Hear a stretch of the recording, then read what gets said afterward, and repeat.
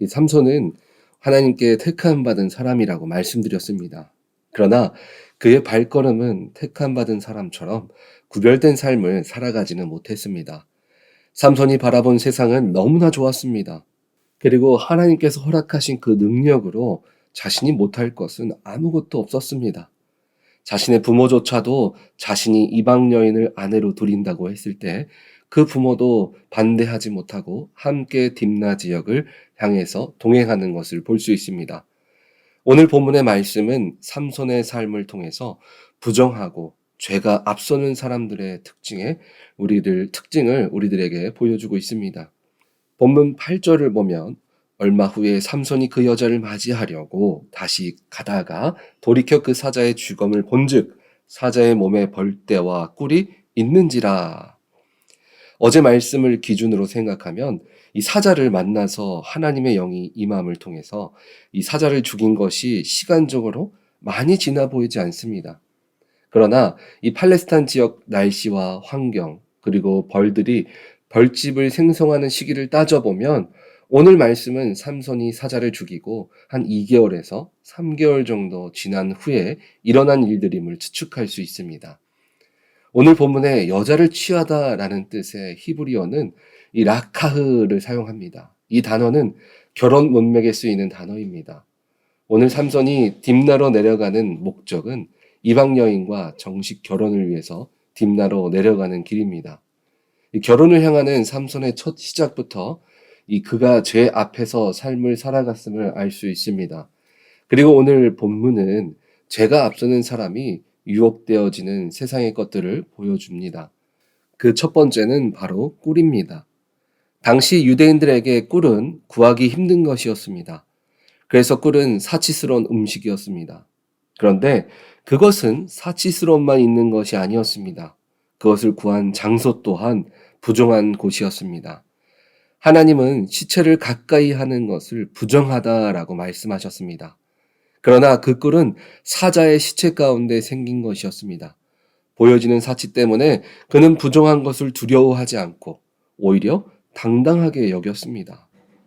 우리가 살아가다 보면 이런 유혹들이 많이 있습니다. 미국에 처음 와서 학교를 다니면서 일할 것을 이제 찾아보게 되었습니다.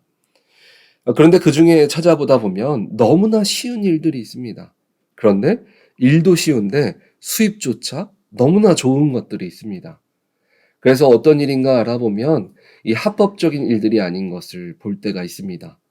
그런데 사람이 먹고 사는 것이 앞서다 보면 유혹이 될 때가 있습니다. 그래서 그 불법적인 일들이 귀한 거니까, 돈이 되니까, 먹고 살아야 되니까 라는 말로 덮어지는 경우들이 있습니다. 그런데 우리가 기억해야 할 것은 오늘 본문도 구절을 보면 삼손이 부모에게 꿀을 줄 때 어떻게 줬다고 말합니까? 이 마지막 부분을 보면 사자의 몸에서 떠왔다고 알리지 아니하였더라. 저는 사기를 당해본 적은 없지만 이 주변에서 사기를 당한 사람들에게 이야기를 들어보면 공통적으로 하는 말이 있습니다. 사기꾼들은 절대 사기꾼처럼 생기지 않았다는 겁니다. 믿음직하고 정직하게 생겼다고 합니다. 그래서 그 모습에 모두 다 속는다고 합니다. 제가 있는 곳에는 거짓이 있습니다. 아무 문제도 없고 걱정하지 마세요 라고 말은 하지만 실제로 그 안에는 우리들을 더 큰 죄의 길로 인도하는 달콤한 말들이 있습니다. 하와를 유혹한 뱀도 보면 정말 달콤한 이야기를 합니다. 너희가 하나님처럼 될 수 있다. 그러니까 선악과를 먹어라. 만약 여러분 주위 가운데 너무나 달콤한 말로 유혹이 있다면 다시 한번 생각해 보시기 바랍니다. 제가 앞서는 삶의 특징 두 번째는 세상을 따라가는 삶입니다. 이 본문 10절을 보면 삼손의 아버지가 여자에게로 내려가매 삼손이 거기서 잔치를 베풀었으니 청년들은 이렇게 행하는 풍속이 있음이더라.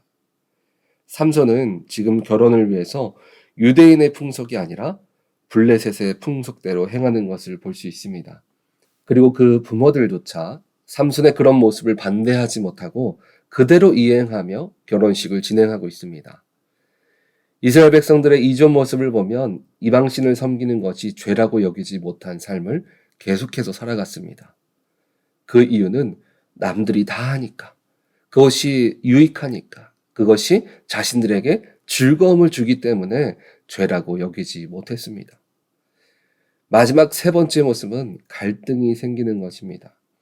본문 12절을 보면 삼손이 그들에게 이르되 이제 내가 너희에게 수수께끼를 내리니 잔치하는 이래 동안에 너희가 그것을 풀어 내게 말하면 내가 배옷 30벌과 겉옷 30벌을 너희에게 주리라.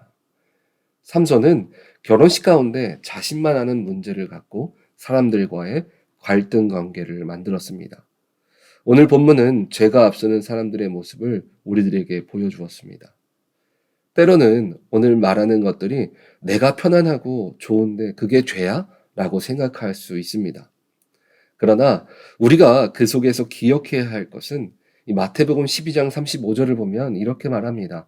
선한 사람은 그 쌓은 선에서 선한 것을 내고 악한 사람은 그 쌓은 악에서 악한 것을 내느니라.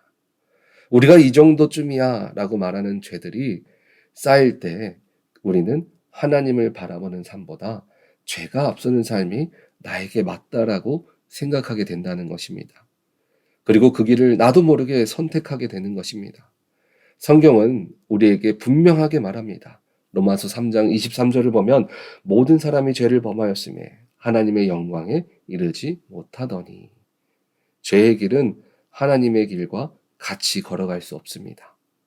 하지만 현재를 바라보면 죄의 길과 믿음의 길을 선택하는 길을 볼 때 때로는 죄의 길이 더 잘 되는 것 같고 믿는 자의 길은 뭘 해도 너무나 천천히 가는 것 같이 보일 때도 있습니다. 그리고 그 길이 아무것도 일어나지 않는 것처럼 보일 때도 있습니다.